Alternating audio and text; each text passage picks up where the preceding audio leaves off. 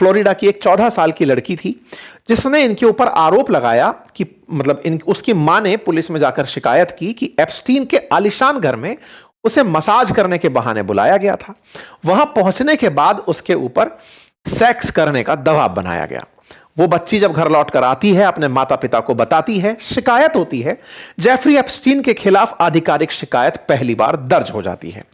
Police जांच ने जब पहुंचती है तो पता चलता है कि यह कोई अकेला मामला नहीं है। 50 से ज्यादा नाबालिग लड़कियों ने इस बात की पहचान की कि एप्स्टीन पर यही आरोप हैं जो वो बच्ची लगा रही है। यानी एक बच्ची के बाद 50 नाबालिग लड़कियां निकलकर आना शुरू हुई।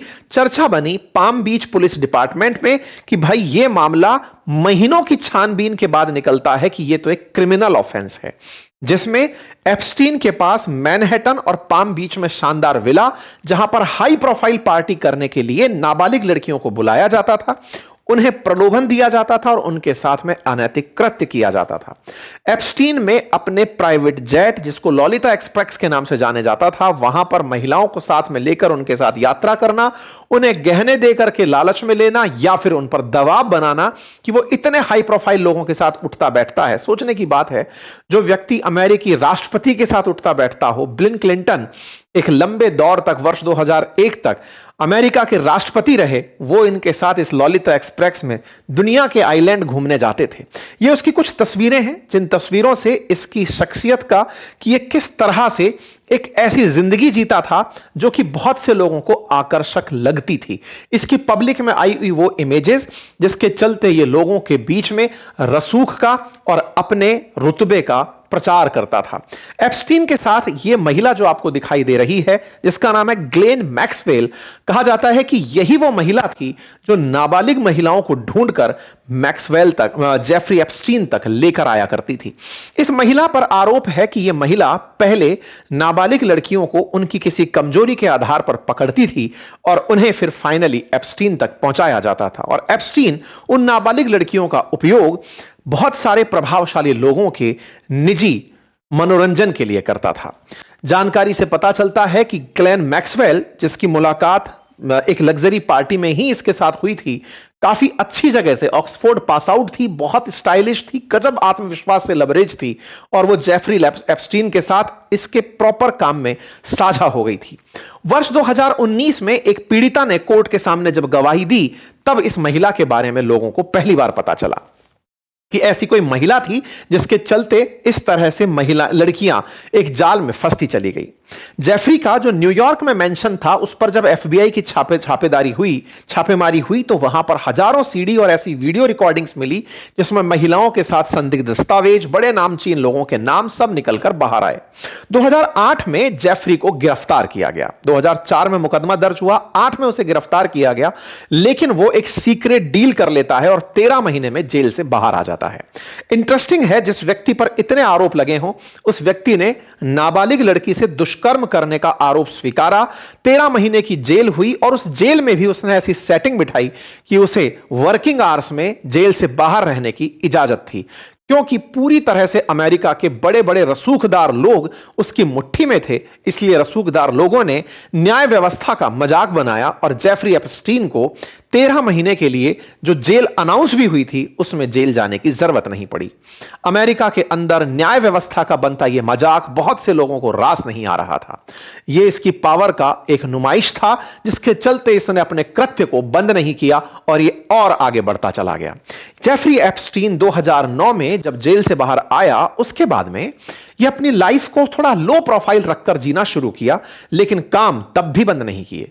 लेकिन इसके किए हुए पुराने कांड फिर 2017 में एक बार वापस खुले, जब हॉलीवुड प्रोड्यूसर हार्वे वाइनस्टाइन पर न्यूयॉर्क टाइम्स में खबरें छपना शुरू हुई और अमेरिका में मी टू कैंपेन निकल कर आना शुरू हुआ। मी टू वो कैंपेन था जिसमें महिलाएं अपने साथ हुए वर्क प्लेस पर या निजी जिंदगी में किसी भी यौन शोषण की चर्चा खुलेआम करना शुरू कर रही थी। हमारे देश तक भी मी टू कैंपेन की आग आंच के रूप में पहुंची थी और यहां पर भी काफी सारे परिवर्तन हुए थे। बहुत से लोगों का नाम उसमें निकला था, काफी चर्चित मामले उस दौर में बाहर आए थे।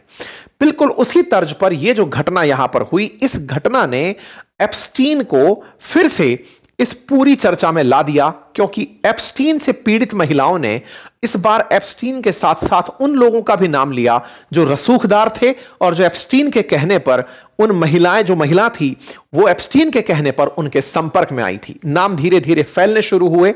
उन नामों में ट्रंप का नाम भी सामने आया। ट्रंप का एक क्लब हुआ करता था जिसमें एक 16 साल की लड़की काम किया करती थी जिसका नाम था वर्जीनिया गिफ्रे। उसने कहा कि वो जब 16 वर्ष की थी तो डोनाल्ड ट्रंप का एक क्लब था जिसका नाम था मार ए लागो, वहां पर उसकी एप्स्टीन से मुलाकात हुई। और एप्स्टीन से मुलाकात के समय वही महिला जो ऑक्सफोर्ड पास आउट थी, ग्लेन मैक्सवेल, उनसे भी उसकी मुलाकात हुई।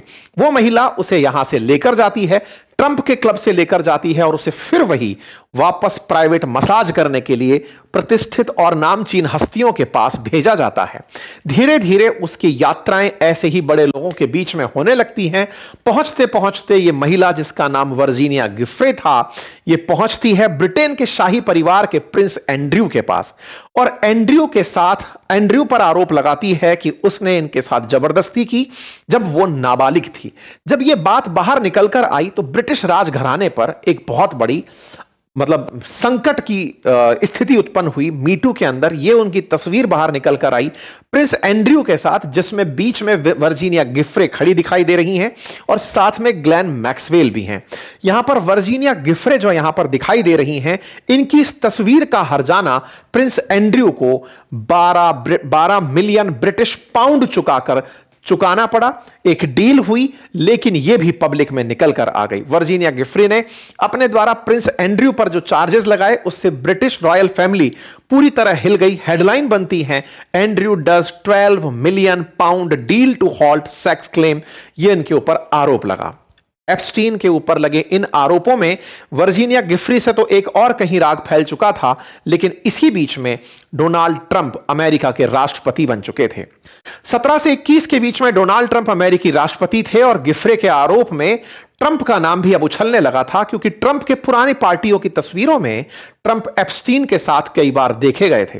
ट्रंप एप्स्टीन के बारे में बहुत से इंटरव्यूज में बोल चुके थे कि वो एक मजेदार आदमी है, मैं उसके साथ रहा हूं, मैं उसका मित्र हूं। ऐसी तस्वीरें पब्लिक में तैरना शुरू हुई, जिसमें ट्रंप ऐसी ही पार्टियों में जिनके लिए एप्स्टीन जाना जाता था, ट्रंप उसके साथ पार्टी साझा करते हुए, मंच साझा करते हुए दिखाई दिए थे।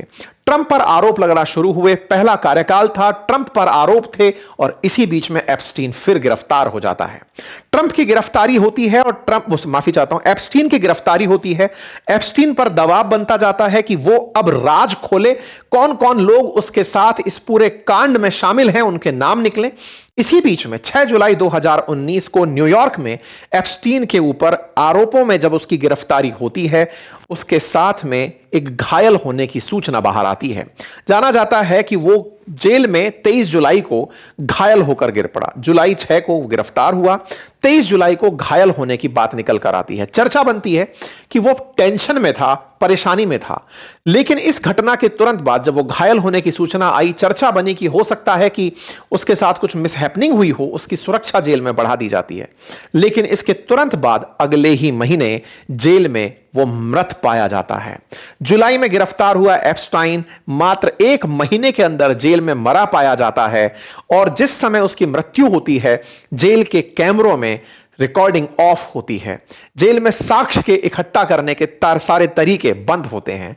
उससे यह स्थापित हो जाता है कि जिसे आत्महत्या बताया जा रहा है, जांच के अंदर वो आत्महत्या नहीं, सुनियोजित रूप से की गई हत्या है।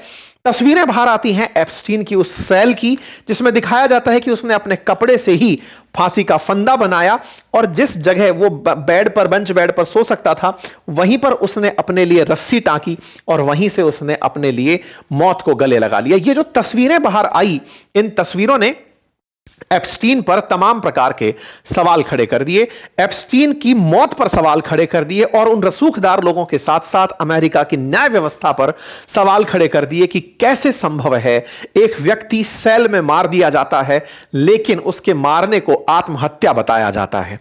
कोई जांच नहीं होती। 2019 में उसकी मृत्यु एक रहस्य बनकर के गायब हो जाती है। ट्रंप शासन में बरकरार रहते हैं, ट्रंप शासन में बने रहते हैं, लेकिन पाप पीछा कहां छोड़ने वाले थे। एक लेखक हैं जिनका नाम है जूली ब्राउन। उन्होंने एक पुस्तक लिखी जिसका नाम था परवर्जन ऑफ जस्टिस। इनकी पुस्तक में असल मायने में इन्होंने 2018 में, जब तक एप्स्टीन जिंदा था, उसके सारे काले कारनामों पर इन्वेस्टिगेटिंग जर्नलिज्म की थी। इनकी पुस्तक परवर्जन ऑफ जस्टिस के नाम से द जेफरी एप्स्टाइन स्टोरी 2021 में प्रकाशित होती है। इसमें उन्होंने उन तमाम महिलाओं का जिन्होंने 2006 में उस पर आरोप लगाया था, जिनके आरोप थे नाबालिग उन लड़कियों के, और मीटू कैंपेन के अंदर जिन्होंने उस पर आरोप लगाया था, उनके सबके इंटरव्यूज रखे गए थे। उनके द्वारा सारी बताई हुई जो बातें थी, उन बातों को यहां पर रखा गया था। इस पुस्तक में जैसे ही जानकारी बाहर आई, अमेरिका में फिर से एक बहस छिड़ गई, क्योंकि इस बार पीड़ितों के बयान मीटू कैंपेन के बाद इतने बड़े स्तर पर बाहर आ रहे थे। निकलकर जानकारी बाहर आती है कि यहां पर बिल क्लिंटन भी एप्स्टीन के साथ लंबे समय तक साथ रहे हैं। इवन 2002 और 2003 में बिल क्लिंटन ने एप्स्टीन के लॉलिता एक्सप्रेस से अफ्रीका, यूरोप, एशिया के दौरे किए हैं। ऐसे लॉग निकल कर आते हैं यात्रा के, जिसमें क्लिंटन उनके साथ में यात्रा करते हुए दिखाई देते हैं, क्योंकि हवाई जहाज में जाने से पहले आपको कौन कौन जा रहा है यह जानकारी देनी होती है, तो यात्रा के लॉग्स में यह सारी जानकारी बाहर निकल कर आती है। बिल क्लिंटन को एप्स्टीन अपना अच्छा मित्र बताकर ही लोगों पर इंप्रेशन झाड़ता था। एप्स्टीन कहता था, मैं याद दिला दूं कि क्लिंटन बाइडेन वाली पार्टी से थे, ठीक है। ऐसे में एप्स्टीन कहा करता था उन महिलाओं से कि तुम जिस सीट पर बैठी हो, यह मेरे प्रिय मित्र की पसंदीदा सीट है, वो यहां बैठा करता है। तो बिल क्लिंटन से उसने अपने आप को इस तरह से स्थापित किया कि लोग, जब क्लिंटन इसके मित्र हैं, अमेरिकी राष्ट्रपति इसके मित्र हैं, तो फिर हमारी शख्सियत ही क्या है। इस तरह से एप्स्टीन ने रसूखदार लोगों में अपनी रीच बढ़ाई, और अपनी रीच बढ़ाते बढ़ाते लोगों के मनोमस्तिष्क में एक सिक्योरिटी का फील देकर के उनके खुलने का कारण बन गया। लेकिन सबकी जानकारी वो सेव करता जा रहा था, जो अब एफबीआई के पास में है। कहते हैं कि 1998 के अंदर नए साल की शुरुआत में एक रहस्यमयी घटना हुई, जब क्लिंटन और उनका परिवार अमेरिका के इस वर्जिन आइलैंड में छुट्टियां मना रहा था। अमेरिका के कुछ अधिकारी जो उनकी सुरक्षा में लगे थे, उनकी एक बोट इसी जगह पर इस आइलैंड से आकर टकराती है, जिनमें से मतलब जो अमेरिका के एजेंट थे, उनमें से एक एजेंट की हादसे में मौत हो जाती है। उसी के बाद में यह आइलैंड एप्स्टीन को दे दिया जाता है, और यह आइलैंड पीडोफाइल आइलैंड के नाम से विख्यात होता है। लोगों के बीच में इसी जानकारी को अक्सर छुपाया गया कि बिल क्लिंटन इसके साथ राष्ट्रपति रहते हुए भी अगर समय साथ बिता रहे थे, तो ना जाने उन्होंने अपनी ताकत के दम पर कितने लोगों के साथ कितना गलत किया होगा, और उसके बाद कितने सारे रसूखदार लोग उस इमेज के पीछे आकर के छुपे होंगे। कहते हैं कि एप्स्टीन के पीछे कॉन्स्पिरेसी थ्योरी भी चलती है कि ये लोग सेक्स ट्रैफिकिंग में भी शामिल थे। बहुत सी चीजों को छुपाया गया, बहुत सी चीजों को बिटाया गया। महारानी एलिजाबेथ द्वितीय के प्रिंस एंड्रयू, डोनाल्ड ट्रंप जैसे शख्सियतों के नाम भी यहां पर निकल कर आए।